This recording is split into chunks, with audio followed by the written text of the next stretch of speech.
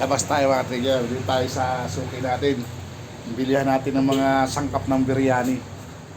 Ay mga trigger, oh. Ang dami yan, oh. Sari yan. Mga Arabic, Arabic herbs.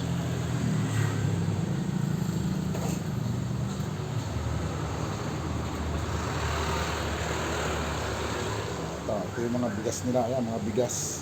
Mga basmati rice, mga trigger. Ito yung mga herbs. Ang herbs niya, no? Punta kayo rito pag gusto nyo bumili. Yan, dito kami bumibili. Ito yung suki namin.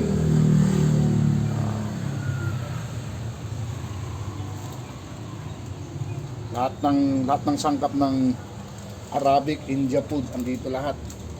Ano to siya, Ben? Ayan po yung mix na Yun. pinanghalo sa biryani. Kapsa, pwede yan.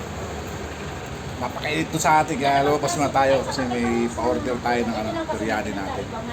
Magluluto ulit tayo ng biryani. Ayan nyo, sa kabila. Ayan o. Ayan o. Oh.